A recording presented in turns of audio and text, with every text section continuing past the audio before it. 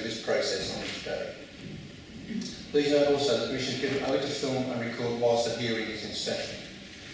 All filming and recording equipment should be switched off during adjournments. Participants may wish to have private conversations with their colleagues. If I consider at any time that filming and recording is distracting, disruptive or inhibiting participation in the discussion, I shall require it to cease. Okay, could the Council now just describe the evacuation procedure should be had on our fire alarm? Thank you. Yes, a fire alarm isn't planned for today. If an alarm does sound, then please make your way out using the front doors, down the stairs at the front of the building and out through the main entrance. We congregate on St Mary's Passage, which is opposite Senate House and next to St Mary the Great Church. Okay, thank you very much. An attendance list is available. Please could everyone make sure that they have signed the attendance list before we leave later today. Thank you. Could I ask if you have a mobile phone, if you've got to switch it off or switch it on to silent mode, please, for the duration of the hearing. I will aim to have a short break mid-morning and mid-afternoon, and we will break for lunch around 1 p.m. I will now ask those who are participating in the discussion to briefly introduce themselves. If participants wish to contribute to the discussion at a particular point, please append your nameplate and I will endeavour to take comments in turn. Please use the microphones.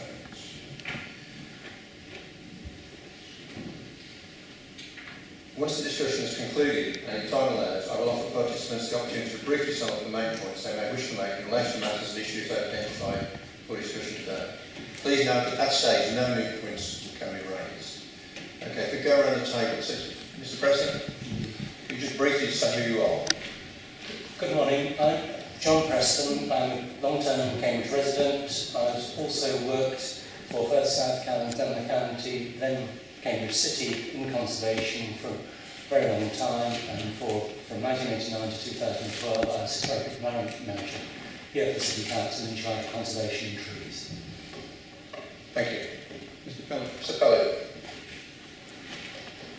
Good morning. My name is Robin Pellew. I am chairman of the planning committee for Cambridge Past, Present and Future. We're a Cambridge-based charity representing some 2,000 members that acts in effect as a sort of civic society for Cambridge. And our approach to the local plan assessment exercise is we have no commercial interest in judging its soundness, and we are acting on behalf of the citizens of Cambridge. Thank you, Mr. Spry. My name is Matthew Spry from the family Litchfield Partners, representing CEG, who are promoting allocated sites on the edge of Cambridge, GB1, GB2, GB3 and GB4. Thank you. Mr. Newman? Yes, good morning. My name is Mike Newton from Boyle Planning, representing RLW Estates, whose interests are at Wooldridge. Thank you. Sorry, I can't quite see your number plate. Your name, please. Christian Brady. Mr. Brady. My name is Christian Brady and I'm the Principal Conservation and Design Officer here at the City Council. Thank you. Morning, sir. I'm Glen Richardson. I'm the Urban Design and Conservation Manager, also here at the City Council. Thank you. Good morning, my name is Ian Paul. I'm acting as a planning consultant for Cambridge City Council on planning policy matters. Good morning, Sarah Saunders, Planning Policy Manager here at the City Council. Good morning, Joanna, Wooldridge, Principal Planning Policy Officer here at the City Council. We're also accompanied today by Dr. Natalie Gates and Mrs. Debbie Mack from Historic England. And just to point out, so regarding the microphones today, they can be somewhat temperamental. So if people, when they're using their microphones, could attempt to move them as little as possible, we shouldn't have any interruption. Thank you. Okay, thank you. Can we therefore move on to the agenda? Has everyone got a copy of the agenda?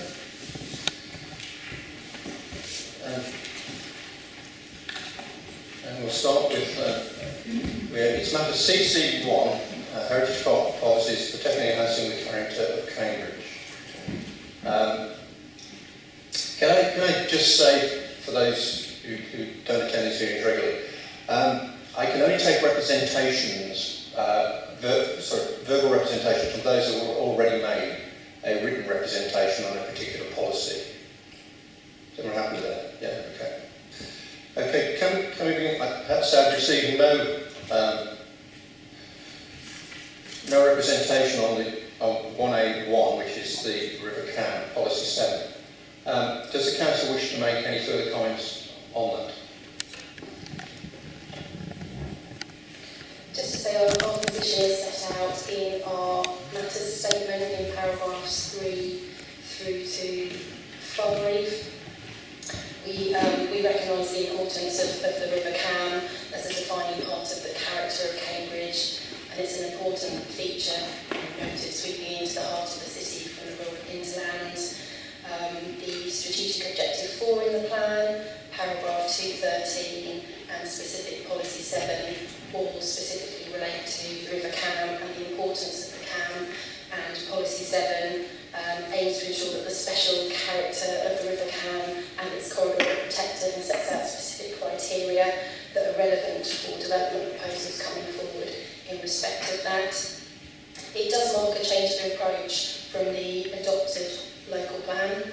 The policy in the current plan, policy 3.9, is a general policy in relation to water courses and water bodies, and having a specific policy in relation to the River Cam was an issue raised at early stages of plan making, and that can be traced back to issues and options, and option 23, which we consulted on back in 2012. The audit of the policy, just for your reference, can be found in the Council's statement of consultation, which is RD sub C 080 on page 108 and 112. Okay, so, Mr. Preston, you've had made a representation on this. Yes, indeed. Just check on that. So, do you want to respond to Council? Yes, indeed. Yes, sir, I would like to. And I would like to pick up your specific questions, or question if I may. Yeah. Can we deal with question 1A1 first? Exactly, yes. Where you're talking about the setting of the river within the historic core.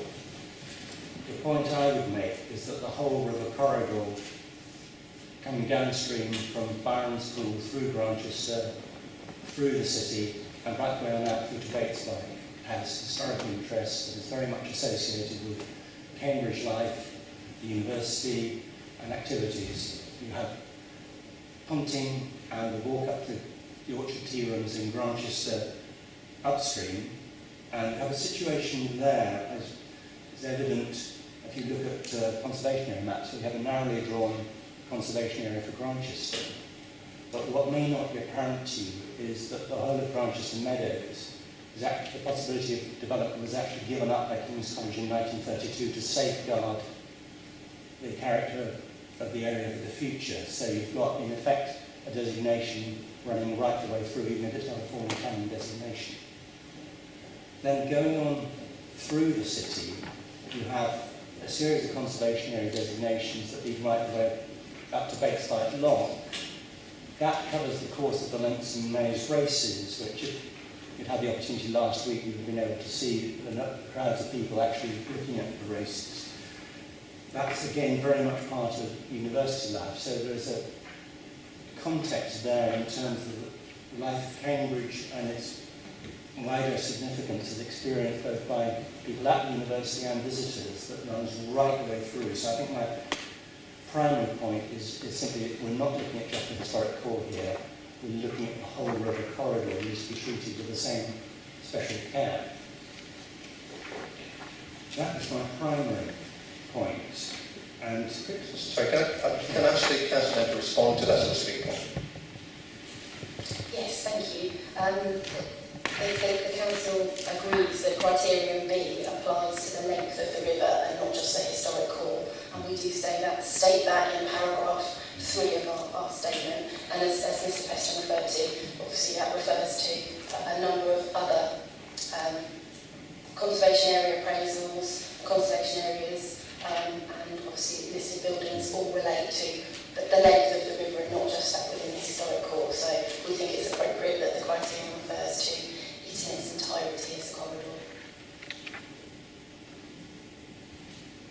Okay, Mr. Preston.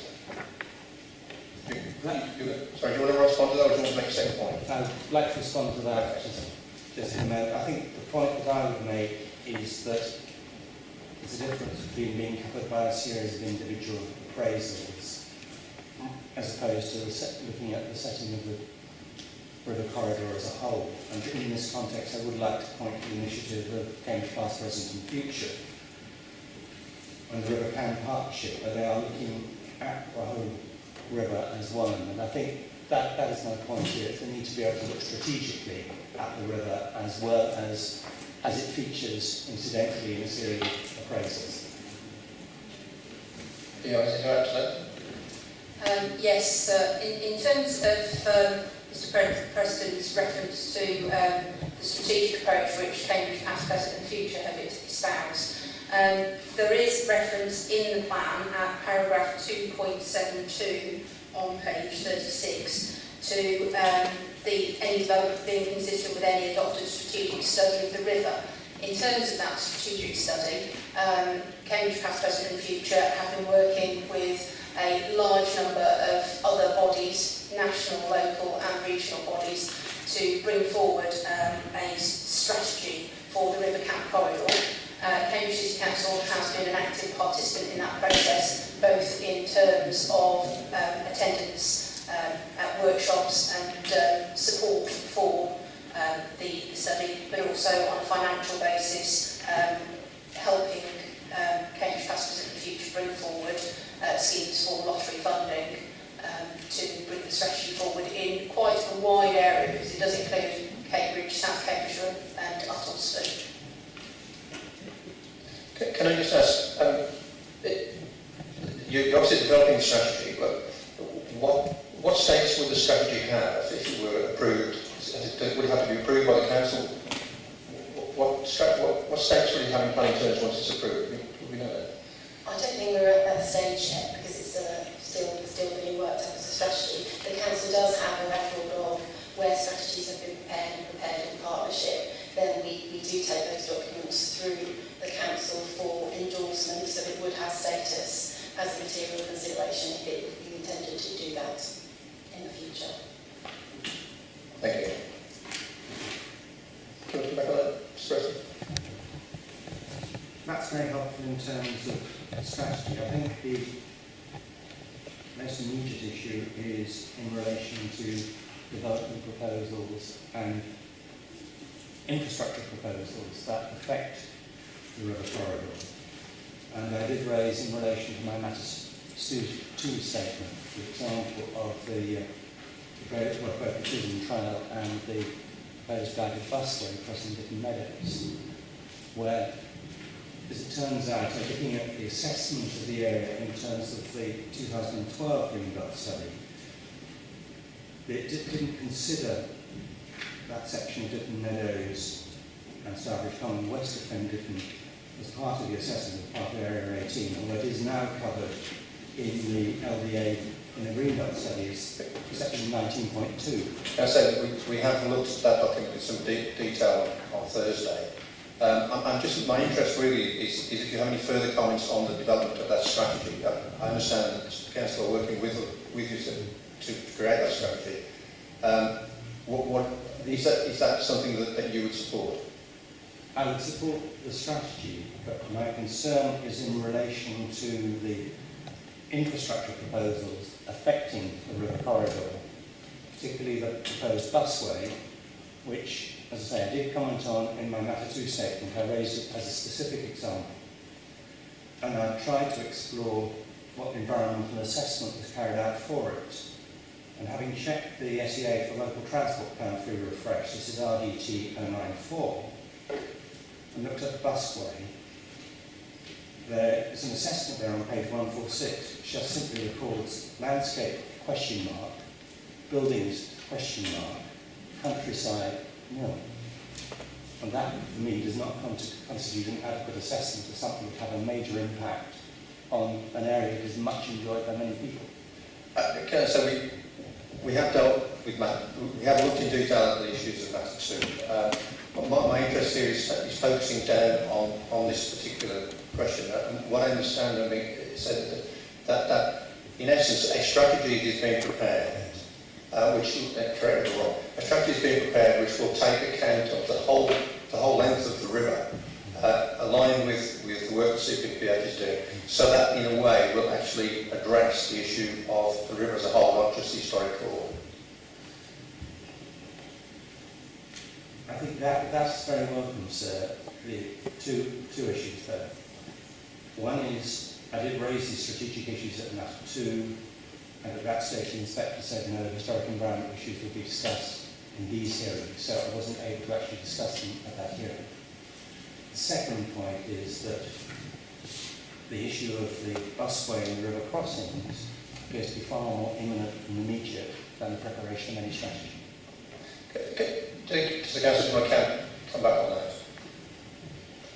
Thank you. Yes, I understand that Mr. Preston has concerns about, broader concerns about the historic environment, but I think we will get to later as part of the agenda. But just in relation to the specific schemes that he mentioned about the busway, that's outlined in the transport strategy. That's not a firm proposal included in the local plan, that's in the transport strategy, and will likely come forward in terms of that corridor and route at later stages as part of the city deal. So we're not at that specific point yet in terms of the route for transport in that corridor of the city. And obviously that will be subject to planning considerations, including a whole range of considerations at that point. Some of the transport schemes will require planning permission and policies in the local plan will be applicable, and other schemes will go through their own transport processes where they will have to undertake their own work in relation to environmental issues. So in relation to the local plan and the specific scheme that Mr. Preston mentions, I don't think that's relevant to today in relation to the corridor, because the council considers that should proposals come forward for development along the river corridor, that policy 7 is satisfactory and can deal with a range of proposals along with other policies in the plan, making sure that the plan is read as a whole. Okay. Thank you very much. Are we have to move on to number 2? Number 2, should the policy make specific reference to the CAM 2 project, given its close association with the river? Now, I think the council's response to that was one word. No. Do you want to come back? I've been able to find nothing about the CAM 2 project, as I've said in my statement. Sorry, so your concern is you don't know where to access those details? I tried to find information about it without success in order to be able to answer this question. Do you want to come back on? I think as part of plan making for these local plans, no firm proposals in relation to the committee have been put forward to the councils, and that's why I think there was little information out there about it. It was a proposal that was presented to the last plan, and so there was reference in the adopted plan about it, but no firm proposals have been put to the councils as part of this round of plan making, and that's why we don't consider the proposals to be deliverable and therefore not included in the local plan. Can I ask you, who is driving the project? Is it council? It's driven by predominantly the Eastern Region Rowing Council, who have made representations to the plan but who have chosen not to appear. There are also a number of representations from specific rowing clubs. The proposal has been around for some years. It was referenced in the 2006 plan, but it was not included in the South Cambridge plan as we referred to in our statement, and there has been no further detail come forward in recent years for the scheme, and there was no involvement from the Rowing Council at early stages of plan making. I think what we the message I'm getting is that really it's not really relevant at this stage because it hasn't really made any progress. Okay. Anyone happy with that? Yeah, good. So, with apologies, can I just come back for a moment to 181, because there's something I should have said and I missed it. It's just as my suggested preamble to Policy 7, suggesting that the river canals of such cultural significance to the history and heritage of Cambridge that it warrants special attention. Any development proposed adjacent to or nearby the river must include the river Cam as a material consideration in planning and design. Basically, it's just a bit of strengthening. Does Councillor comment on that? Yes, I think we're content with the wording that we put forward in the submission plan and don't think we need to strengthen that any further. I mentioned at the beginning that actually for this plan we've got a specific policy, policy 7 that we're talking about, and the river Cam is referred to in a number of places throughout the plan, particularly in the vision, the strategic objective 4 and other places throughout, so we do recognise its importance. And sorry, sir, just to briefly support what Mrs. Saunders has said, there are also a couple of modifications which we have proposed, which are included in Appendix 2, which make a small modification to Criterion B, and also further modification to Criterion D. And these matters have been discussed quite extensively with Historic England and form part of our Statement of Common Ground, which is RDSCG 410. Okay, one last comment and then we'll take it, we'll move on.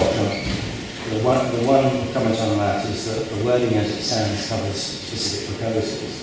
What it doesn't cover is other impacts on the enjoyment of the river. There can be proposals that don't necessarily involve physical development but can impact on the enjoyment of the river. I think we've got some matters we need to take forward as part of the examination. Okay, thank you. Okay, can we then move to 182, which is policy 8 of the plans, setting of the city.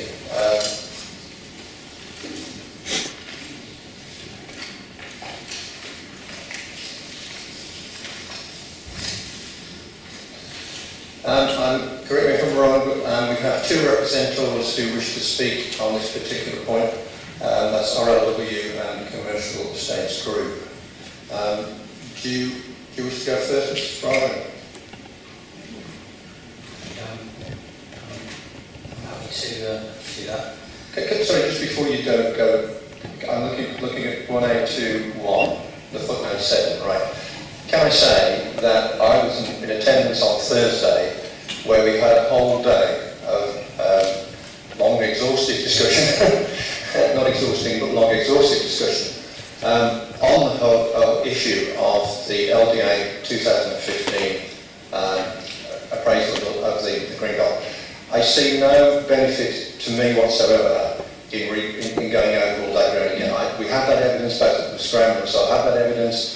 We can go away and consider that evidence and bring conclusions on that evidence. So that I don't see that having a rerun of that will help me today. But I'll have you to try.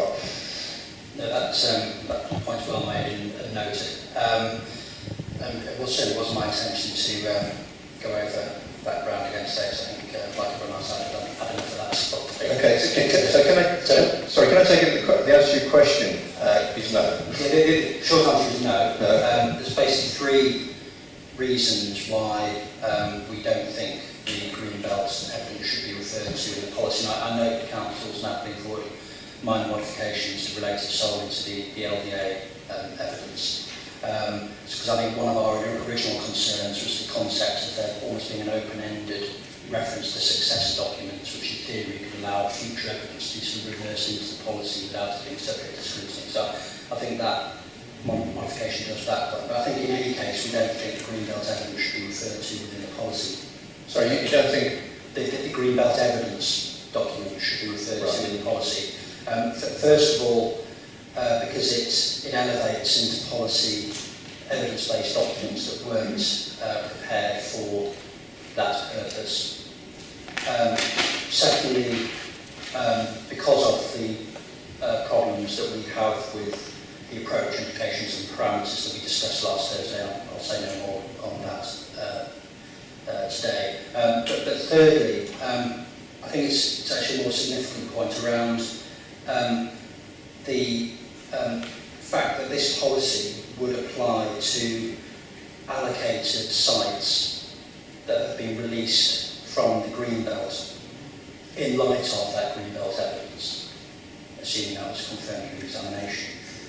So it effectively introduces a double handling of that greenbelt evidence. And the significance of this, I think, is that assuming the plan proceeds to adoption with the release of land from the greenbelt and the allocation of development, for example, at GB1 and 2, the decision that the council will have made to do so would be based partly on the greenbelt review and its review of qualities, implications and parameters, but also taking account of para 84 and 85, also the outputs of the sustainability appraisal and other factors, and the council development strategy document.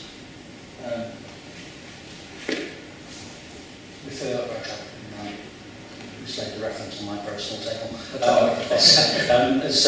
Basically refers to that judgment as a balance. So it's not simply driven by the Greenbelt review.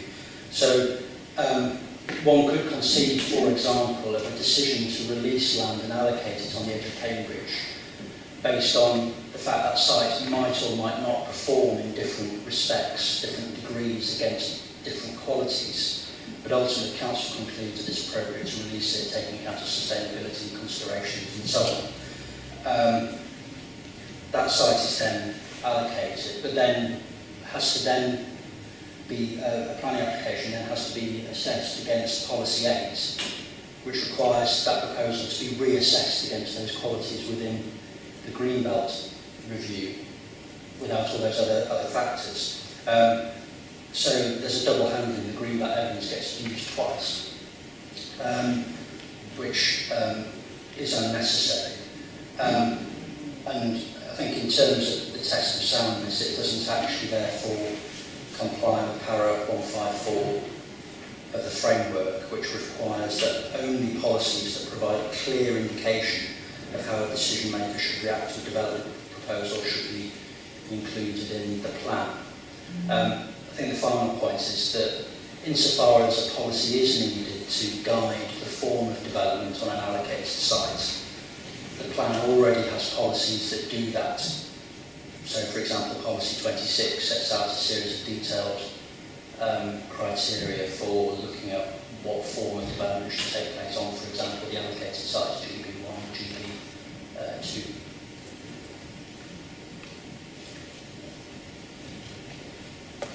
Does the council wish to respond to that? Thank you. As we say in our matter statement at paragraph 13, policy 4 of Greenbelt addresses the principle of development in compliance with the NPPF, and policy 8 is different in the sense it deals with making sure that development is appropriately designed to address landscape character, access, open space and biodiversity as relevant. So we consider that policy 8 is necessary because there isn't another policy in the plan which addresses green infrastructure on the edge of the city, and specifically in terms of modifications that we've put forward as part of our discussions with Natural England, the need to preserve best and most versatile agricultural land.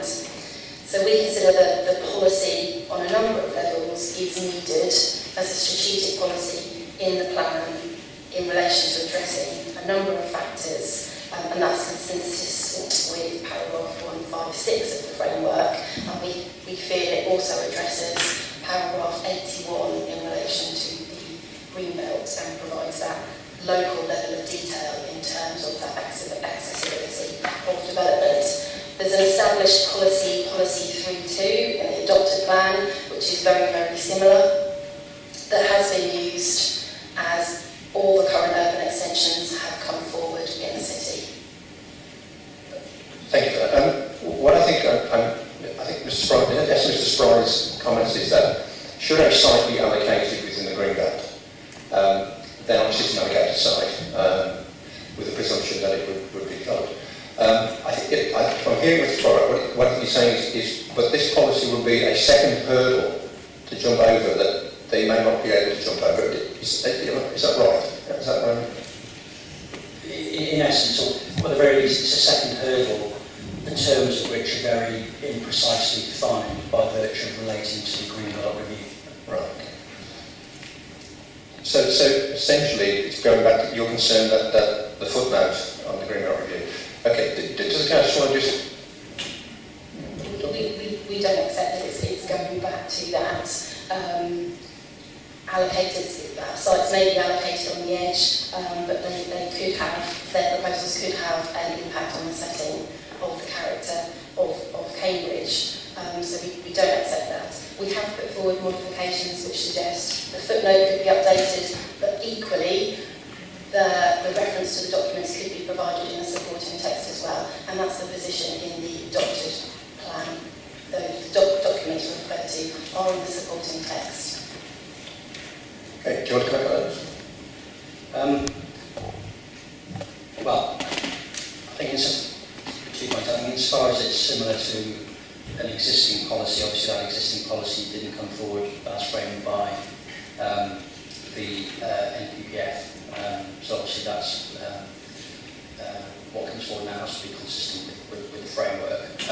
I think the second point is it's really, I don't think the council have answered the question about, or are concerned about the double handling point. And in particular, the fact that the qualities that are used within the LDA Green Belt Review, and I'm not going over the old ground, but if one just looks at those qualities and tries to use those as a decision-taking tool, it's very difficult to see how those could be sensibly applied in a way that would give a very clear indication of how a decision maker should react to a development proposal. And there are other policies in the plan in relation to, for example, the site-specific criteria that I mentioned in policy 26, but there's other policies as well, from 55 on design and so on, which basically set out a range of other principles that can be used to guide the form of development. Comment on that? Thank you.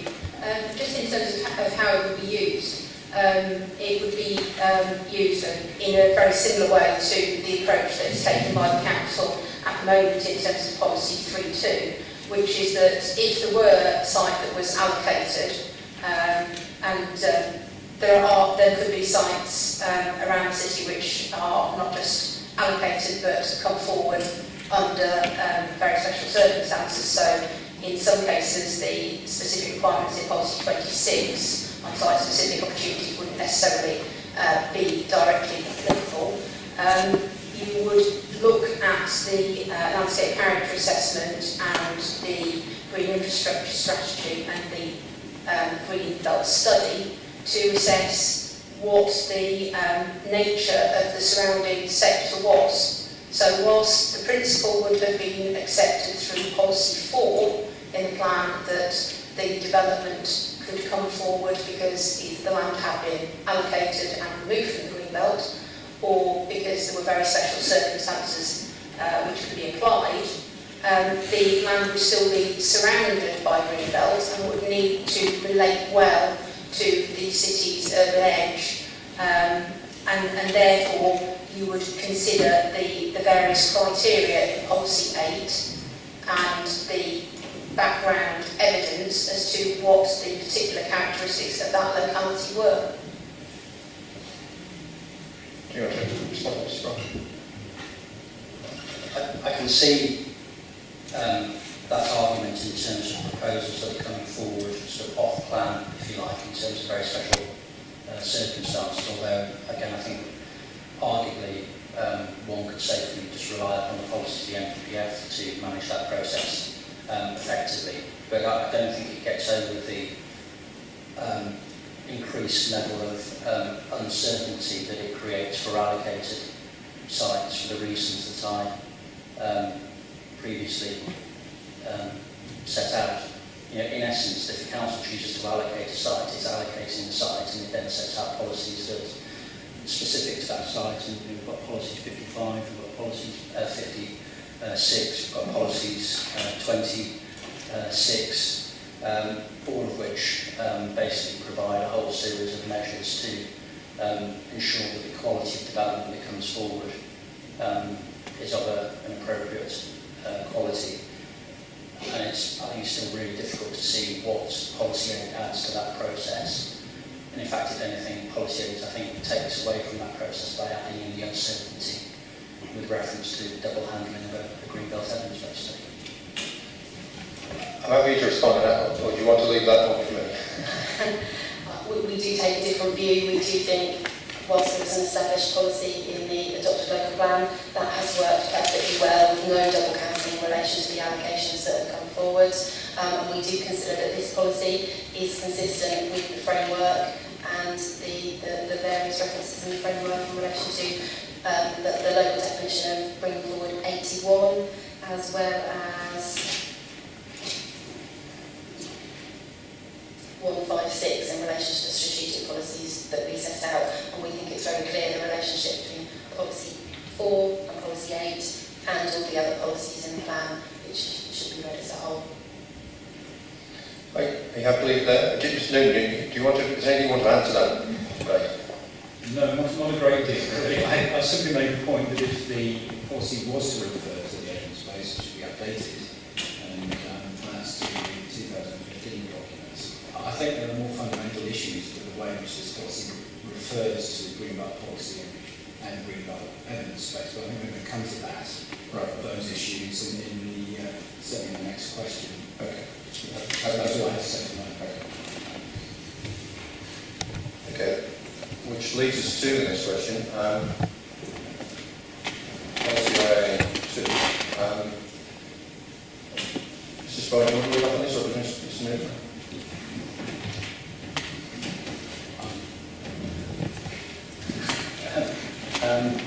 Yeah, and I think our position on the criteria is that it goes over and above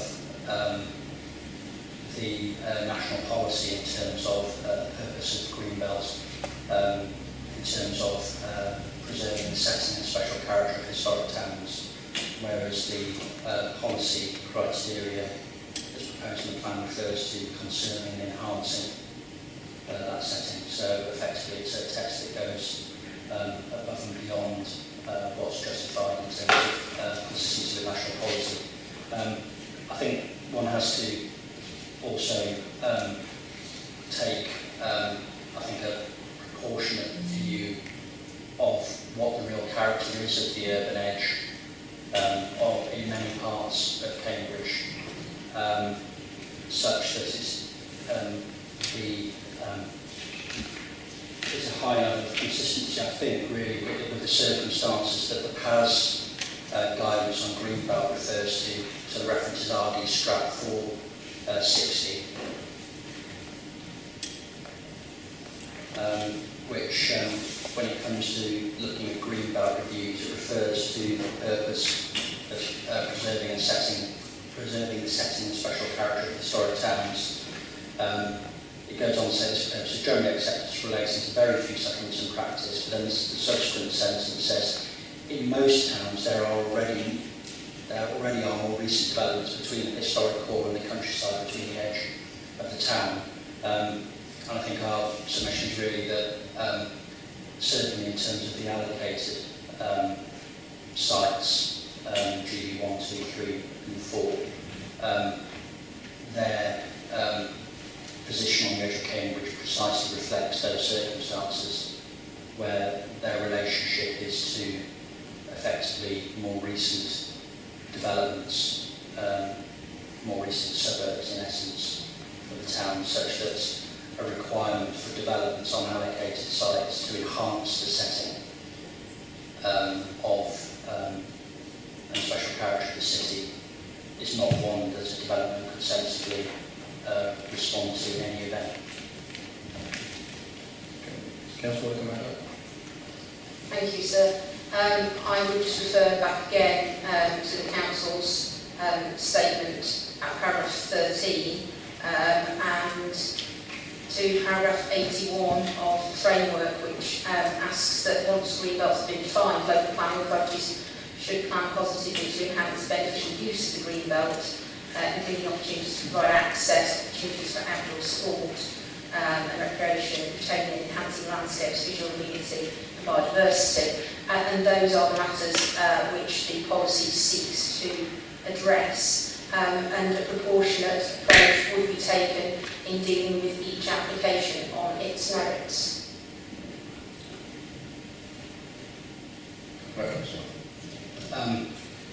Yes, I don't think that corresponds to our point, which is really around the reference to developments having to respond to conserve and enhance the setting, approaches and special character of the city, which obviously goes beyond what the purpose of the Greenbelt is in terms of national policy.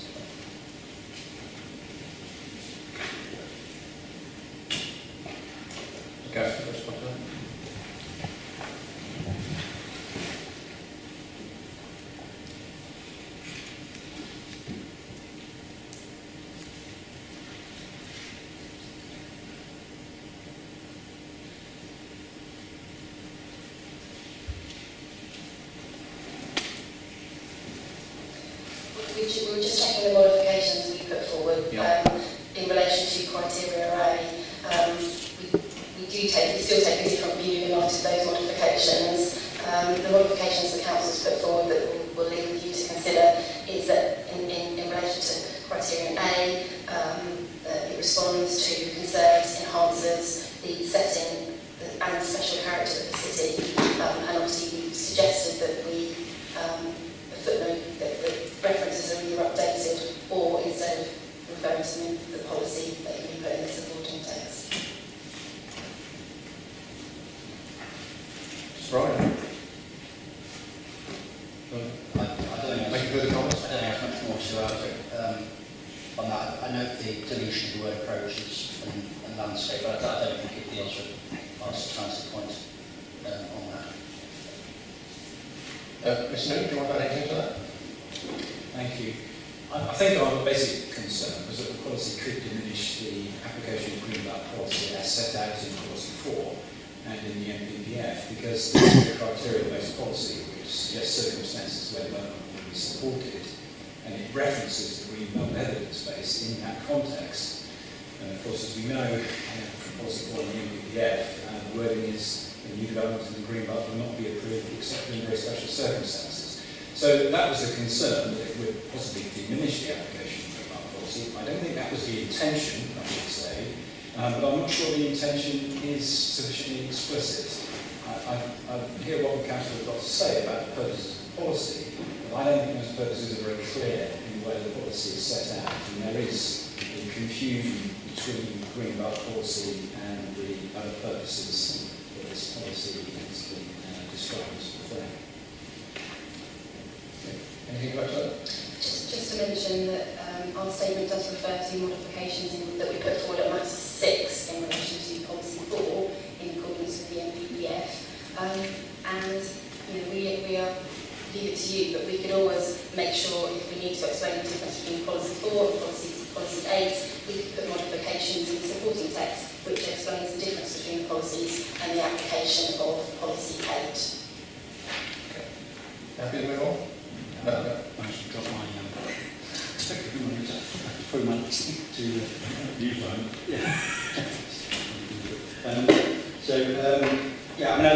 I think if we were to sort of sum up, we haven't commented on the agricultural land point, which is obviously a new issue that's come in. Obviously there is a reference in the MPPF to trying to protect agricultural land of higher quality, but I suppose again it comes to the point that it creates an added confusion when one's dealing with an allocated site. So if a site's allocated, then it's already taken into account the respective quality of that agricultural land. And to then have a requirement for an application on an allocated site to go through the process of having to say, well actually this is the quality of agricultural land, and to sort of balance those things off, it's an entirely unnecessary policy. It seems to me one way to cut through all of this would actually be to make this policy not applicable to allocated sites. And I think we'd be content with that, so that the other considerations that are then there can effectively respond to any sort of speculative off-plan sites that are having to deal with very special circumstances and so on. but basically it doesn't muddy the waters in terms of having a very clear approach to promoting allocated sites that have been allocated in the plan. Back with the previous criteria, I think that the concern of the representative basically is this a second hurdle? Having got a site allocated, we now have to overcome this hurdle before we can go ahead and develop it. Do you want anything, or do you want to leave that with? I think we've made up points. We really don't consider it to be double counting or a second hurdle. The application of the current policy has worked perfectly well with allocated sites. Large allocated sites coming forward on the fringe of Cambridge, and there have been no issue in addressing this policy and working through the particular aspects of it. So we really don't see that it's a problem for allocated sites or unallocated sites. But as I mentioned before, we can provide some clarification in terms of how this policy, along with policy 4, works in relation to its application in the supporting text, if that would be helpful. I think the essence of what you're saying is that obviously character and appearance is a major material consideration in any planning application, and you see this policy in those terms. Have I misread you? It goes back to it on a number of fronts. That is part of it, but it's also about access, relationship with the countryside and biodiversity. So there are a number of elements to it that we consider are consistent with the framework. Okay, happy to leave that with me? Okay. Thank you. Can we then move on to criteria question 1A23? Again, Mr. Roger, do you want to lead off? I think we agree with the premise of your question. So we think it is too prescriptive, and I think our view is that it wouldn't be sort of completely clear as to how some of the developments that have come forward on the edge of Cambridge would actually relate to this policy. I know the council matter statement does refer to some of those developments as being an example of how this type of policy has worked in the past. But again, sitting in the seat of someone who would be preparing a planning application for example, GB1 and 2, I look at that policy and go, well, is it entirely clear what the test is that we're having to respond to?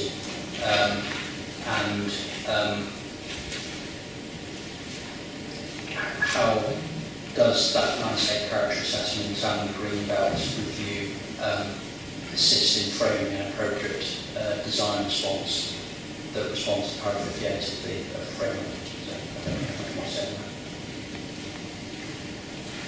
I think we're following a similar thing, but do you want to say anything as well? I think the council has already responded on this issue in terms of explaining how it would be applied. So we'll just refer you to paragraph 15 of the statement made by the council. The council doesn't consider that the wording is too prescriptive in terms of development on the urban edge. It also considers that it is consistent with paragraph 58 of the framework, and we have given reference to a number of our award-winning development sites on the edge of Cambridge, which have taken into account the considerations of the current policy 3.2, which, as has been mentioned previously, has a lot of similarities with the proposed policy 8. Oh, you're going to go? No, I don't just like to repeat something. Mr. Newton, anything you want to add? Just very briefly, we don't think that the policy is too prescriptive and that it is in line with paragraph 58 of the NPPM. All right, so you don't have an issue with that? Okay, we move on. Can we then move to matter 1A3, issue 1A3. There are two questions on policy 56 and 57. That there are no representatives here, as I understand it, who speak on that. Obviously, I have had the council statement before. Does the council want to make any further comments? Sorry, just going back to the previous question, was it question 4? Sorry, No. Sorry. Question 4. Thank you. Should the criteria make specific reference to conserving and enhancing important views of the city and its guidelines so as to align with policy 60? Does anyone want to comment on that? No, we don't think it needs to. There's already a policy that deals with that. But it's just a serious point. I think it's actually taking that as guidance and reference to recent development between the historic core and the edge. One would have, thinking about the circumstances of the edge of Cambridge, it really is only tall buildings on the edge that could conceivably have any impact on the setting and special character of Cambridge, and therefore it's unnecessary to add a specific reference to this policy when there is already, the matter already actually addressed with the policy 60 necessary. Mr. Neville, is that also your view? No, I have no issue with that. So. Councillor Happy? Yeah. Okay. Thanks. Thank you. Sorry. Whilst we wouldn't agree with Mrs. Fry's point that it could only be tall buildings on the edge of Cambridge that could impact on the setting, because it would also depend on matters such as topography. We have suggested a modification at paragraph 16 of our statement to remove views, because that is one of the policies which is dealt with in the Greenbelt study, and we have considered it and we don't believe it should be elevated above other issues which are also referred to in the Greenbelt study.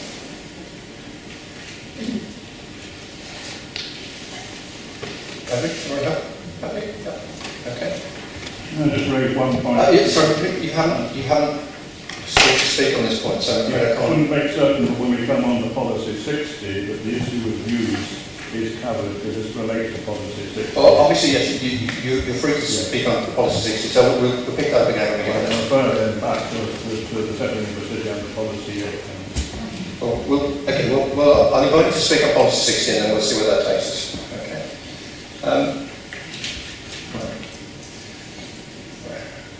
1A3. Repeating myself, there's no representative who wish to make any comments on either of the policies questions that I have before me. I've got could you just update us on the current status of the planning obligation strategy draft SVD? Yes, that was prepared and consulted on in 2014. We haven't taken that forward as yet because that will need to be updated alongside SIL, and we're not at that point of our SIL examination yet. We're hoping that will follow on from these examinations, and obviously it will be done alongside as part of that process. So it's still in draft form at the current stage.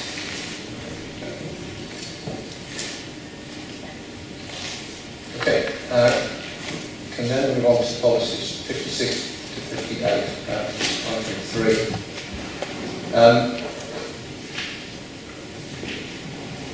I think again that there's no representatives around the table who are taking exception to policy 56-58 who have asked to speak. I'm not aware of it. I'll obviously have the council statement. Everyone happy? No. Okay, then we move on to policy 60. Which I understand both Cambridge past, present and future and Mr. Preston wish to speak on. We'll take it straight through. Okay, 1A3, question 4. Should the definition of tall buildings in the policy be consistent with the definition in paragraph 8.9 of appendix F of the plan? Okay. Do either of you wish to talk on that, or are you happy to? Yes, we would like to respond to this. And obviously there must be a consistent definition across all documentarity purposes, but the representation we made was not so much about the consistency between different documents as the definition itself. Even with the amended definition, which is in the written statement of the Council following its discussions with Historic England and our statement of common ground, we believe that the revised definition association, although it moves away from specific height measurements as to what constitutes tall with an improvement, we still feel it's too restrictive and it just focuses on height. What we believe is the policy should be considering not just tall buildings in terms of height alone, but buildings for a number of reasons that are emergent from the surrounding built form. And that could be for reasons of scale, of mass, or indeed of that architectural design. So we would like to see the policy basically re-entitled Emergent Buildings and the Skyline in Cambridge. We've gone on to present a revised definition of policy, for policy 60, of what we would call emergent buildings. If you would like me to, I can read it, but it is in our written It's in the Excel statement, yes. Okay. Councillor, if I come to spot.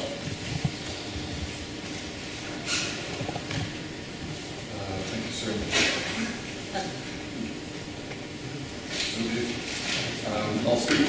I'll speak with some volume if I can. Sorry, I might seem to. It's all Matthew. Okay. Sorry. Even though we've all worked in this room, we're still kind of learning the way. I think in a way, can I refer to the reference perhaps to double counting? Can I take the hearing to a policy, which is a separate policy in the plan which relates to designing new buildings? Policy 57, we do speak, particularly in criterion A, to height, scale, form, materials, detailing, etc. Policy 57 covers all forms of new buildings, not just tall buildings, but indeed all buildings. So in effect, since we're positively wording policies, of course, and not attempting to repeat, policy 57 covers the issues that Mr. Pellet is referring to. I understand the point, but policy 60 is meant to be read complementarily, if I can say that word, to policy 57 and indeed policy 56, which is more about context, and policy 55, the context, and policy 56 about creating successful places. So I think we're covered there, sir, in respect of what Mr. Pellet was referring to. Okay, I think what the council is saying is that the plan has to be read in the round, and there are other policies which would be able to take account of the concerns you were making. Yes, thank you. I recognise that the policy 57 does cover height, scale, form, material, detailing, and so on. The first point I would make is that there therefore should be some cross-reference between these two to show that they are linked. At the moment, they're not. They could be taken independently from one to the other. And secondly, I don't think it still gets what policy 60 is focusing on, is buildings that, for a number of reasons, are emergent from the their built surround. And emergent doesn't necessarily just mean that they are tall. It's not entirely a criteria of height. It's also a criteria of a number of other factors, and that needs to be built into policy 60 because of the impact that can have upon the Cambridge skyline. As we still about that? I'll start and Mr. Richardson made one. Just on the point about cross-referencing, that's not something we tend to do in a plan. We don't go down that route. The policies, we look to avoid duplication, the plan should be read as a whole, and we really don't cross-reference between policies. There may be instances where we need to explain an application of the policy more clearly, as we've just been talking about in relation to policy 8, but we don't tend to go down the route of cross-referencing policies between them. And obviously it's a suite of policies or development proposals to be considered on their merits as they come forward, as Mr. Richardson explained earlier. I understand your point, and I understand the council's point. Do you want to leave that with me? And Yes, I said that. Okay.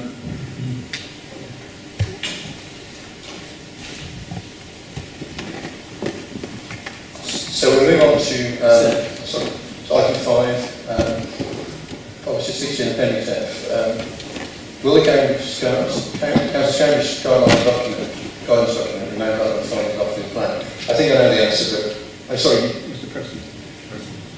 With apologies, sir, I just wanted to follow on from what Mr. Pellet has said. I think this is a very important issue because so often it is not just pure height, it is the bulk of the building and the profile which can be very different to a traditional skyline. So it's how you best take account of something that emerges in quite a number of ways, and I do think this is very serious. Yeah, I think you're reinforcing the point that Mr. Pellet made. I think I understand that now. I also understand the council's case, so I'll take those forward. Okay, so can we revert back to number 2 and 5? I think the answer to the question is it's superseded by Appendix F, so Appendix F really is taken over. So That's I right. think you keep going over that. Okay, so can we then move on to item 6, question 6. Should the views of Cambridge spires and towers from the Carpen footpath and from the M11 be included in paragraph F20D and figure 2 of Appendix F? Again, I think the answer to that question is yes. The council agree that would be the case. Okay. Do you want to comment on that one? I mean, the council are conceding that, so I don't think we need to.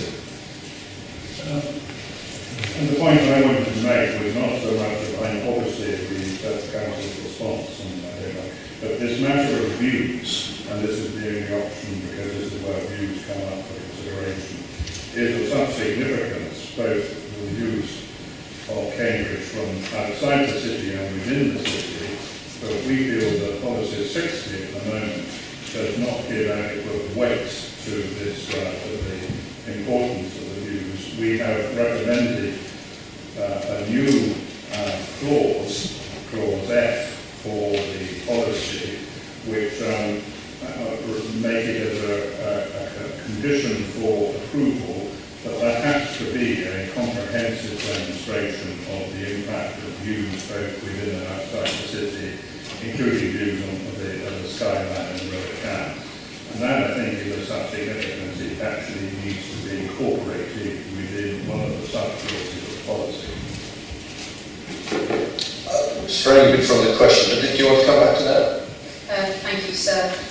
Just in terms of the new criteria in F, which Cambridge Bank President of Future proposed in their statement, we feel that this matter is dealt with within Appendix F of the plan from F.51 onwards, and the plan, as has been mentioned before, should be read as a whole.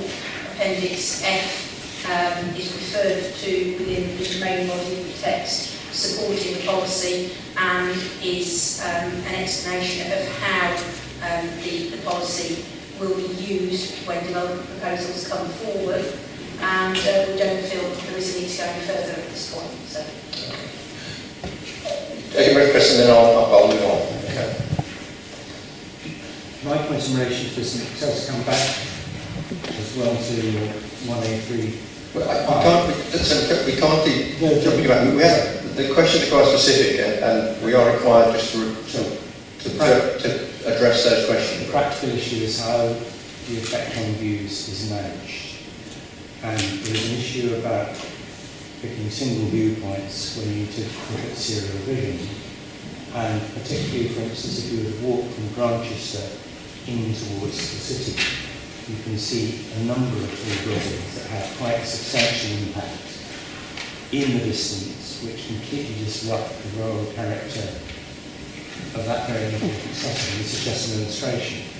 Now, the issue is, to what extent can you actually identify all of the potential views and potential disruption from a tall building on a city of historic significance and a setting of historic significance.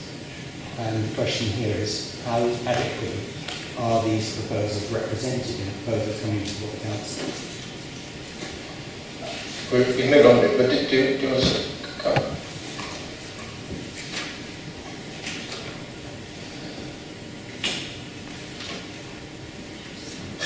I'll make a side story, so I'm not doing well with putting this.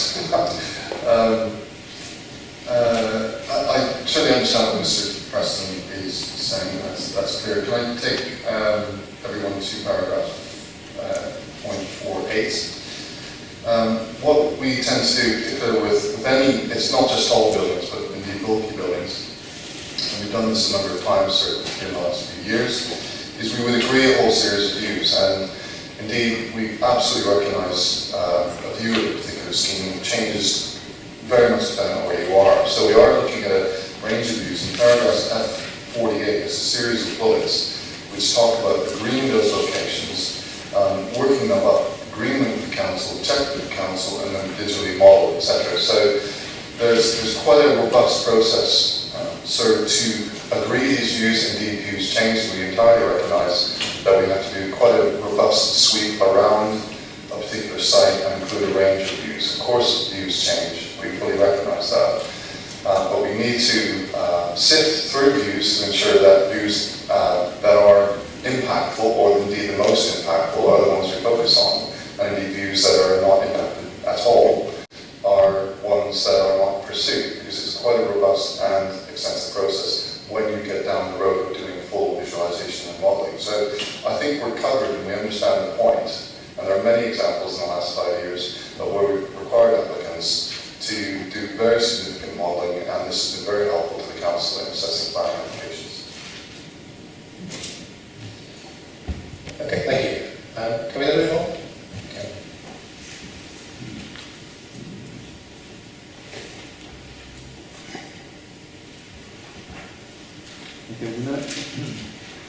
We're now looking at question 7.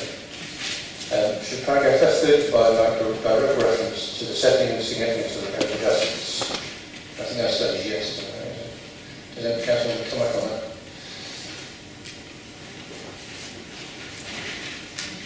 No, that's in our statement. As in your statement, yes. You confirm, yeah. Okay, we agree on that. That's right.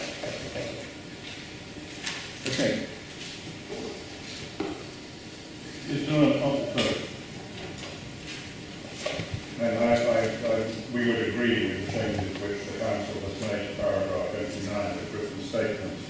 But we've also made I'm frustrated in that policy 60 has some of the most significant changes made in the written statement by the council to the submitted plan as a result of the negotiation they went through with the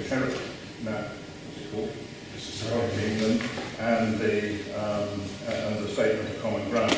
And that has put up a number of issues which we did not get the opportunity to comment on because they were not part of the original submitted plan.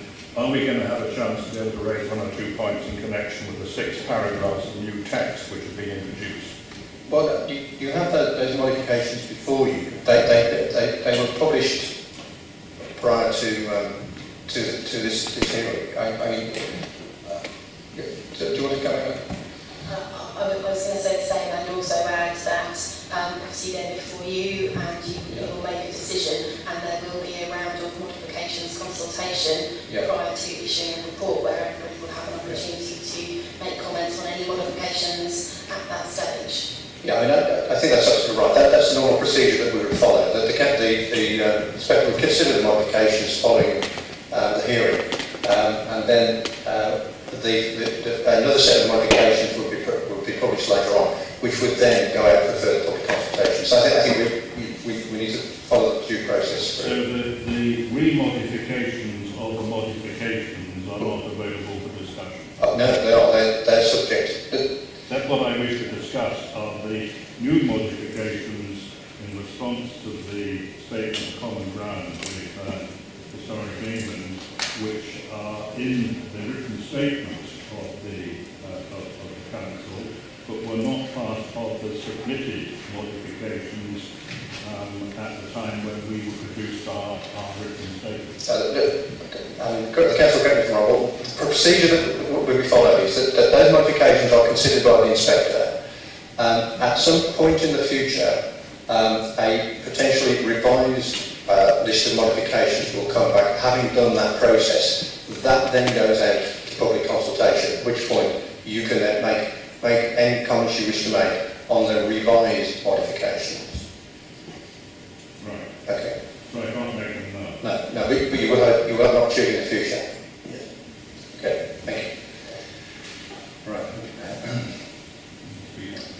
I think we're now down to question 8. Should paragraph F45 also make reference to the need to ensure that any overshadowing of the public realm should not cause unacceptable harm to amenity?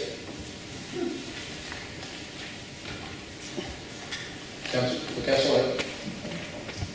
The Council has proposed a modification in respect of this as is referred to at paragraph 30 and within Annex 2 of our statement. Okay, so you remodel that. Okay, thank you. The only changes we would suggest is that in addition to overshadowing and overlooking, wind disturbance around tall buildings is something which should be also. So what, sorry, you said some of the concern you've got? Yes, this was in connection with the issue we were discussing about overshadowing of the public realm. Yes.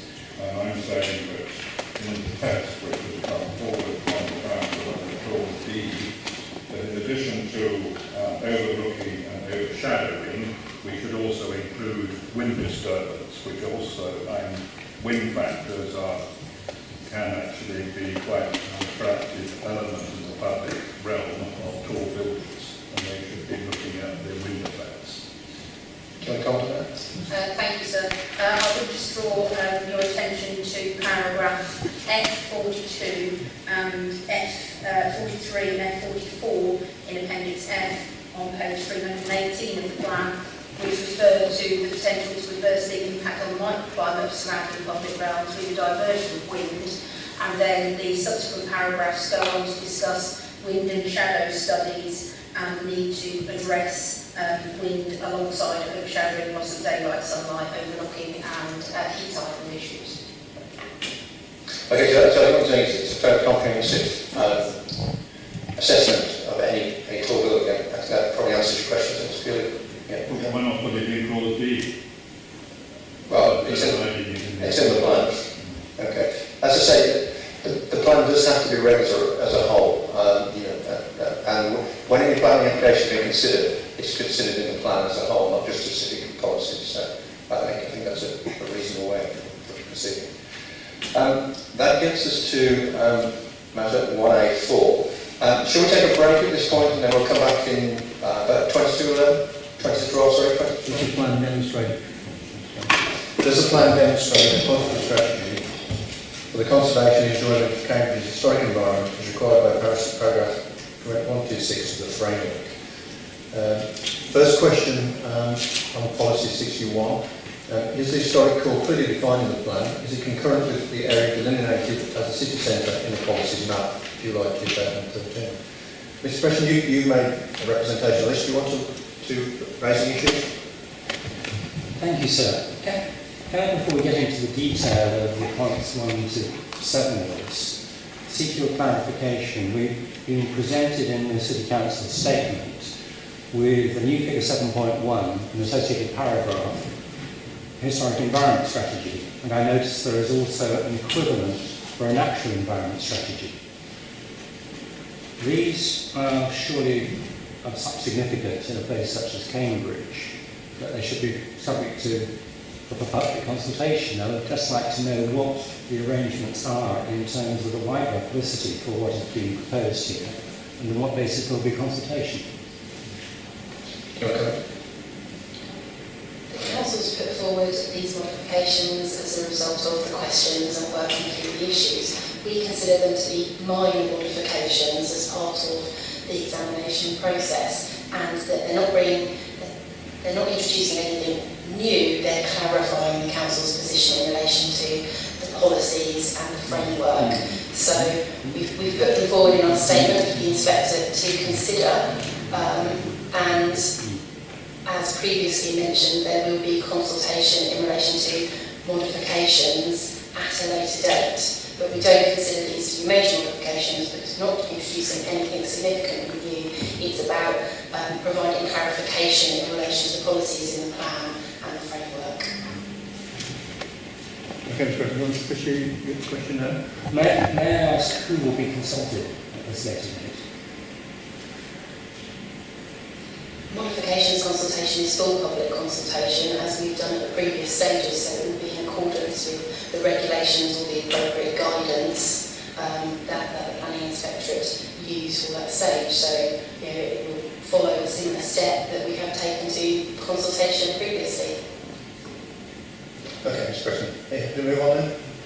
I have further questions in relation to the strategy, if I may. So, what we're presented with here is an assemblage of existing documents without synthesis, without overall issues identified, and nothing that actually constitutes a positive strategy as required by the NPPF.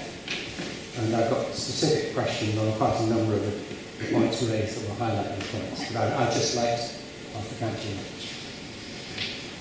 Okay, do you want to back on that? I'll make a start and maybe the others contribute.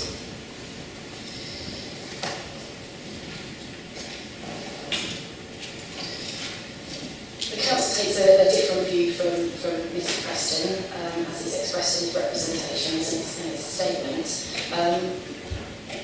The council considers the plan is consistent with the framework, and in particular paragraph 126. And we take I think Mr. Preston takes a different interpretation to the one actually in paragraph 26. The framework, as we read it, does not require a separate strategy to be prepared for the historic environment. And from the council's point of view, it's a fundamental principle running through the local plan to ensure that the historic environment is addressed appropriately. Just looking at paragraph 126, it requires a local plan to set a positive strategy, and this is done through the local plan. It's not an isolated approach in a separate document. It's a fundamental principle running through, and the plan pays very close attention to balancing the three arms of sustainable development as outlined in paragraph 7 of the framework. And we consider this a significant consideration of the historic environment, quality of life and place, as part of taking that through into the local plan. Just to kind of give you some key references to the historic environment throughout the plan, which we consider addresses paragraph 26 and is a positive strategy for the historic environment. The vision is a key consideration that refers to Cambridge and the historic environment and the relationship with other factors. Strategic objective 4 is the key objective in relation to the historic environment. And then you've got section 7 of the plan, which includes a number of specific policies for the protection and enhancement of the built environment, including the historic environment. There's also a number of historic environment references in other policies in the plan, so setting of the city, policy 8, policy 9, city centre, as well as policies on opportunity areas which do reference the historic environment and the built environment as appropriate. This has been integrated into the plan as a theme running through it, and is also supported by a whole range of evidence base that the council considers is appropriate as well. I can list some of those for you, but there's quite a range of evidence that we consider important that's fed into that process. And that's why in the council's statement, paragraphs 31, 32 through to 37, we set out our position, explaining our interpretation of paragraph 126 and the key policies in relation to that. But we also have set out a proposed modification to explain the historic and natural environment and how that works, and the number of layers and documents that all pull together to reflect that positive strategy. And that's why we thought it was helpful to provide a diagram 7.3 to demonstrate that. I'll leave it there for now. Yes, Dave, should that or a little bit more? I would like to pursue this because as I mentioned, the strategy diagram does not look at key issues at all. There is no synthesis looking at issues related to historic environment. And there is no synthesis, for instance, of the challenges of balancing historic environment and growth, which were identified back in 2006 in an ODPM report as the key challenge facing the city, its business community, its strategic planning bodies and its population. There is nothing in the plan, as far as I can see, that looks at the quantum of growth, the environmental capacity of the historic environment to take that growth. Just as an illustration, you just go outside this very building and think about the number of cyclists who come in at the moment into the centre of Cambridge as a result of 2006 approved growth. To provide for them, they've had to install cycle racks on spaces that were enhancements achieved through the historic core appraisal. I see nothing in the plan that takes a coherent view of the capacity of the city centre to take the demands put on it by the quantum of existing growth, let alone proposed growth.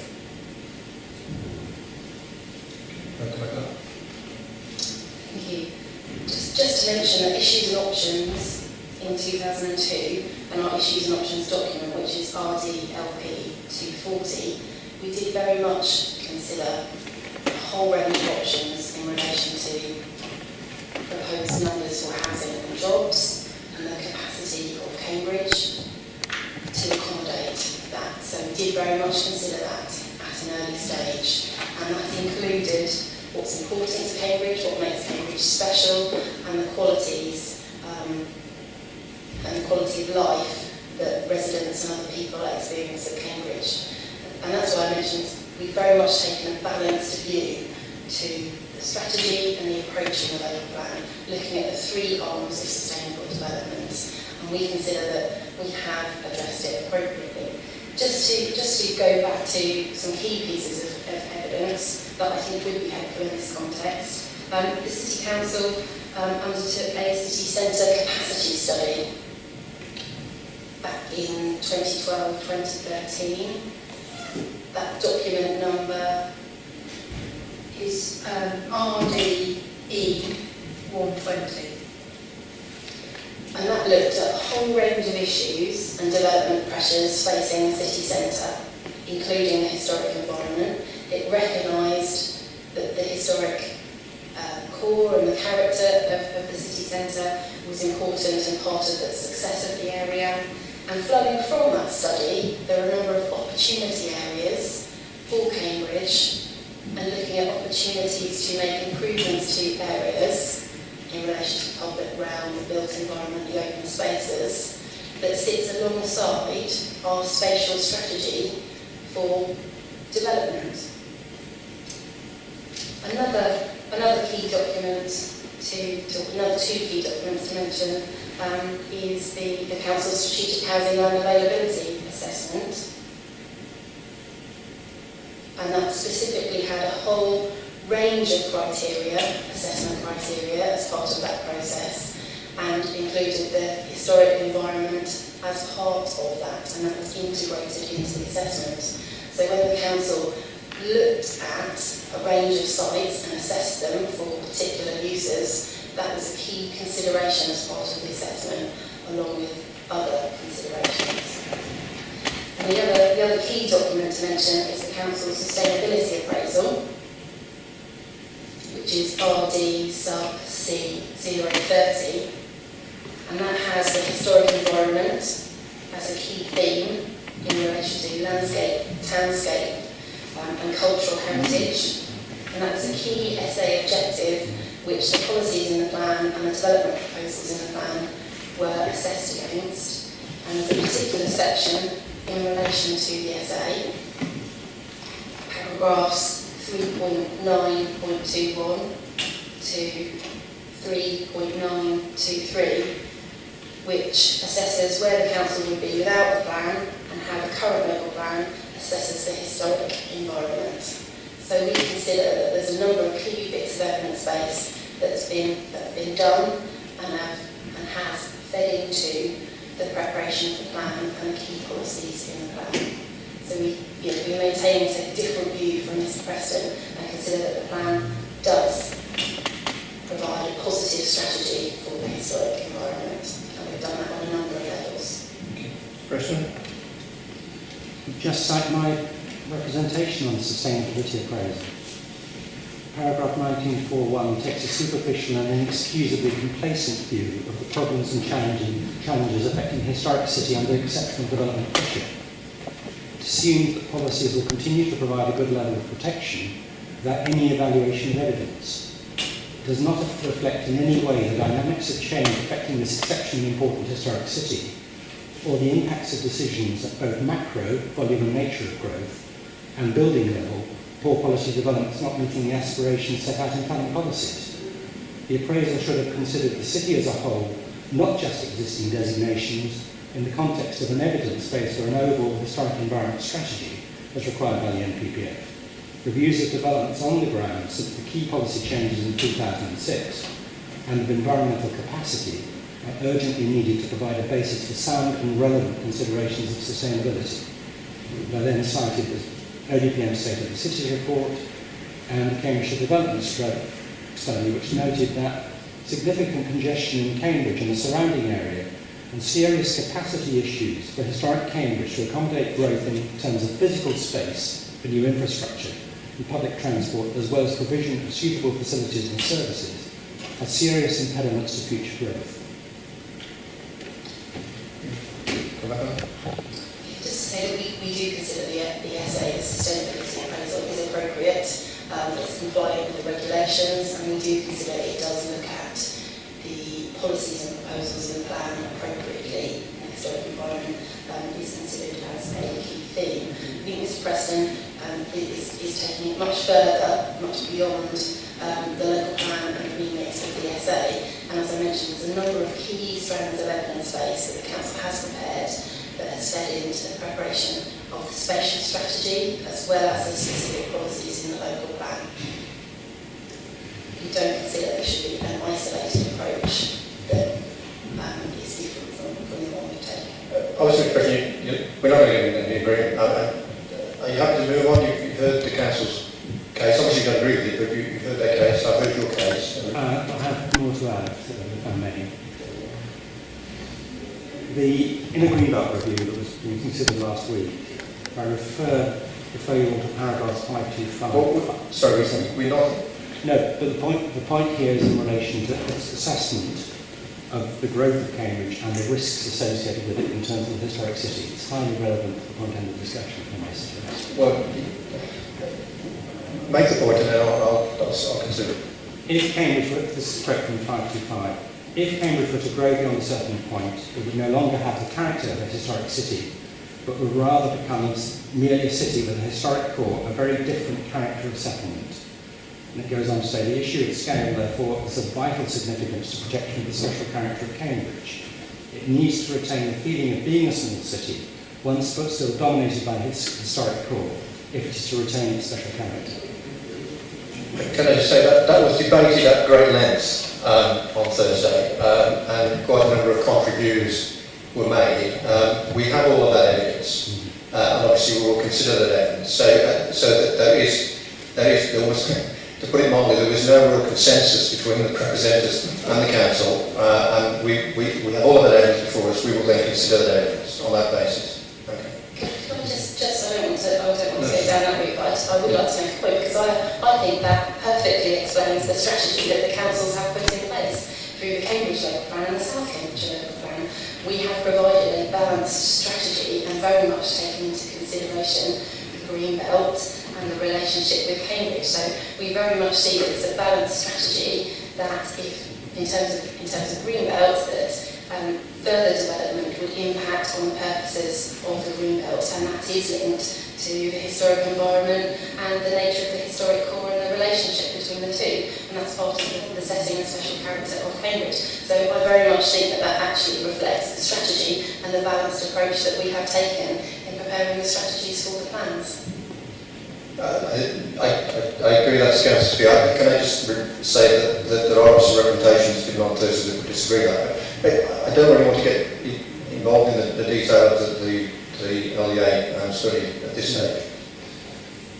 So I'm not going to continue with that at all. If I may come back to the diagram, the historic environment strategy, I think there's a fundamental point here that what's been explained is, as it were, a conventional local planning response. But here in Cambridge, we're dealing with a very special city, a city that's been judged worthy of World Heritage Site status in terms of its outstanding universal value, even though it's not been had a designation.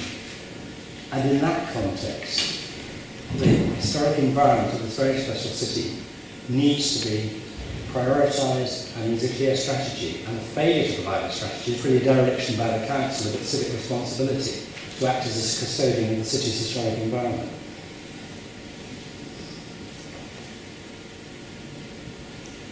I think we're just going over ground we've been over. I mean, clearly the fundamental issue is that was the council consider that what they have produced is a strategy, within the context of the framework. You disagree. I mean, are there any further points you want to make? I'll attempt to help, if I may, sir, but to be very brief. Mr. Preston, I'm sure, is aware that we've had a proactive conservation programme, indeed, for many years, which indeed started, and I think Frank should take some credit for the commencement of that. We've kept that up to date every year. We've looked at appraisals, we've updated appraisals, we've looked at buildings of local interest programs and so on. So there's a whole raft that is discussed with members and are available to the public. There's also no prescriptive definition, sir, of strategy. The NPPF does not set out in the glossary exactly what a historic environment strategy is. And I don't think, frankly, it was the intent of government to set that out clearly and absolutely literal. Indeed, the strategy shall include X, Y, or Z. Indeed, the first paragraph of the NPPF refers to local conditions and circumstances. And thirdly, just quickly, the 2006 local plan, sir, I would contend the council has been very effective. We've allocated sites, all were assessed in terms of the impact on the historic environment, and all the applications that are outlined, the larger applications to which I'm sure representations really refer in the southern fringe and the northwest of the city, have all been assessed in consideration of the historic environment. So I think, together with what Ms. Saunders said, is we do have a whole range of activities, and the diagram is meant to show that kaleidoscope and knitting them together, because we've had these documents for many years, and in their totality they represent a strategy.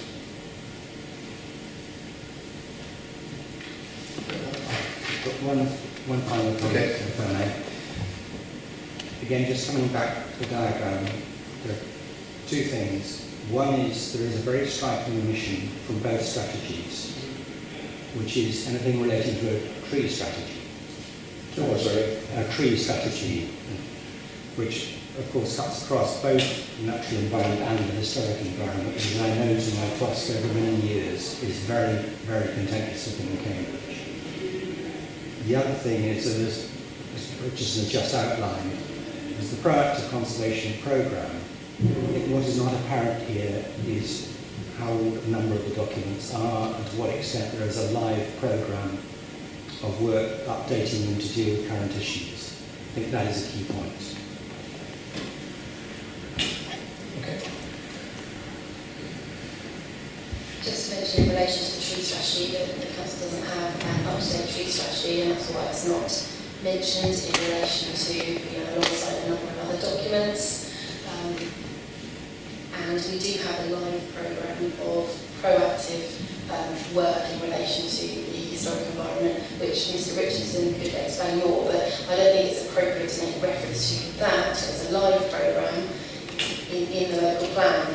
That information is available on the council's website and changes each year, but we very much do have a live programme that is taken forward on an annual basis. Okay, are we going to move on? Can we then move back to the agenda? Question 1 on policy 61. Is the historic core clearly defined in the plan? Is it concurrent with the area delineated as the city centre on policies and that? Does anybody want to say that, Mr. Preston? I'm just trying to get back to more stuff.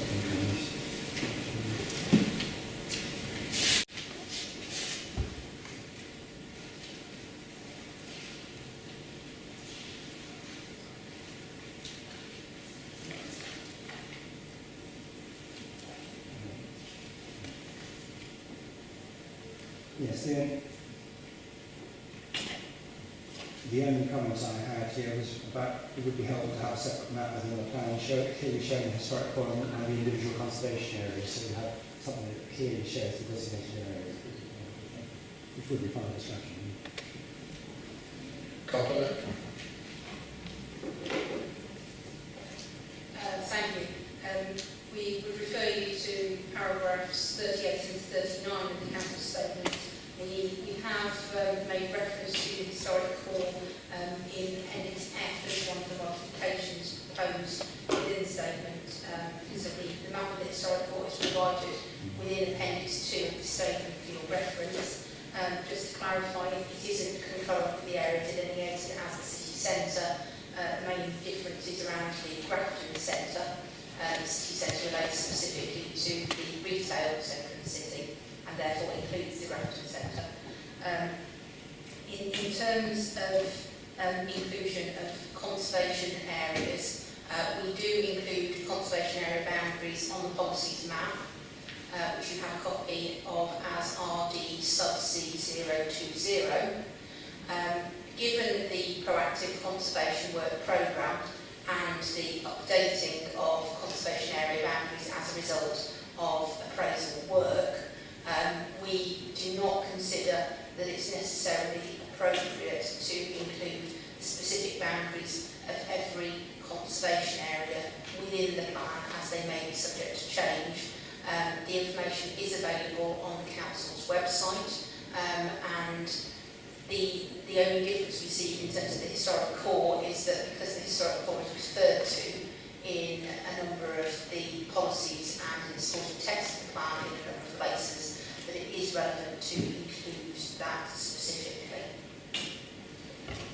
So I think what you're saying is that the conservation areas are dynamic rather than static, and there's ongoing appraisals, which say effectively you would be regularly updating the plan. Okay. Mr. Preston, want to comment there? Understood. Okay. Okay, how do we move on? Okay, question 2. Policy 61. Should the wording of the policy provide greater clarity in respect of requirements for designated heritage assets and other heritage assets? For example, criteria A, B, D and E in particular would appear to relate principally to designated heritage assets as reflected in paragraphs 132 to 134 of the framework. Similarly, in policy 90, criterion C differentiate between designated heritage assets and non-designated heritage assets, as the text sets out test for the former. Do you want to raise anything like that before bringing the council? Well, as I said in my statement, I think the same wording should cover all the heritage assets. Okay. Council? The council agrees with Mr. Preston and considers that the points are covered in paragraphs 40 to 44 of the council statement.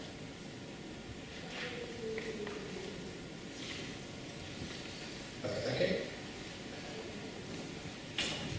Okay. Can we then move on to... Sorry, you want to come back on, sorry? I thought you were agreeing with the council. Yeah, I am. It's just a very quick clarification, because I'm not quite clear whether that then carries through into paragraph 723 or whether its new number will read.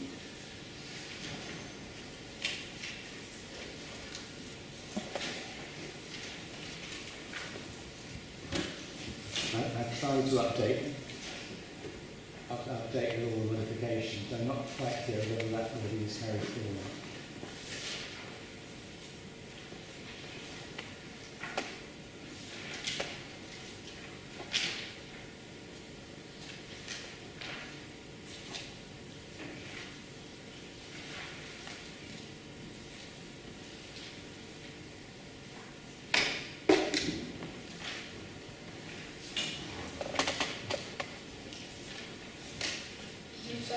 The definition. I'm referring to paragraph 723, conservation of a designated heritage asset is entailed without deliberation, and then you've got a review wording in the higher significance of the asset. So what's your overall point, Mr. Preston? What is your I'm just concern? trying to get the clarification of how the undesignated heritage assets are considered. I thought we were talking about applying the same approach to heritage assets, designated or undesignated. Sorry, It's covered under policy 61 in the same way, and there's we're proposing a modification to provide definition in the glossary and some clarification in the supporting text. Okay. Okay, thank you.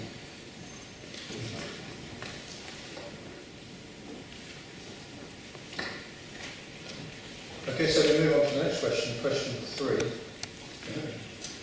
Policy 61. In order to fully accord with the statutory text, should the wording of criteria A be amended to preserve or enhance? And the second bullet point of paragraph 7.24 be changed to character or appearance. I think that's generally agreed, and that then follows the statutory text. Okay, so we're happy with that? Okay, move on to question 4. Should the stricture requiring full planning applications only for proposed development and conservation areas contained in the extant 2006 plan be included in the supporting text of the policy? Mr. Preston, I think you take a different view to the council here. I do indeed, sorry. Yeah. Apologies, I'm just going back to the council's statement so I can catch up with the council's response on that.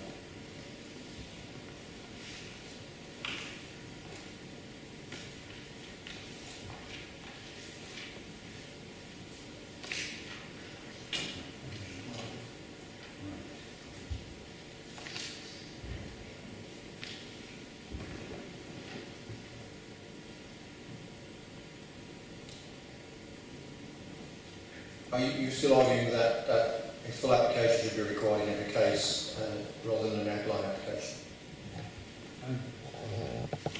Sorry, so I was just checking my comment against the council's response. I think the response in relation to design and access statements is really quite important on this and significant, provided it is followed through well so you get a really good design and access statement. That's the key issue. So are you saying that an outline application could be acceptable, providing the design and access statements are There's credible? sufficient level of detail to show that it's happening. Do you want to come out now? Our position is as we set out in our statement of paragraph 47 and 48. Thank you. Okay. We then finishes policy 61. Policy 62 and appendix G. There are no representatives present for that. I'll go through them anyway. Does the policy properly reflect paragraph 135 of the framework, which requires a balanced judgment to be made when considering applications for non-designated heritage assets, which may cause harm or loss to the civic interest of the asset? Do you want to just comment on that? Just to say that our response is set out in paragraphs 49 and 50, and we have reviewed the policy in answer of the question and proposed modifications to just improve the soundness and clarity to reflect a balanced judgment in considering those applications. Okay, thank you. I think another question, that's the next question. Is there a specific reason for identifying the year 1814 paragraph 53? I understand that is the historic England baseline year for their considerations. Is that right? Yeah, okay, thank you. And the final question, should the criteria be broadened to include structures, features and gardens? I think, again, the answer there is yes. The council has accepted that as a Yes. Okay. That brings us to the end of the questions. Thank you all for your attendance. As we've completed all the questions, I will suspend the hearing. We are back here tomorrow morning at 10 o'clock to consider the natural environment. Thank you all very much.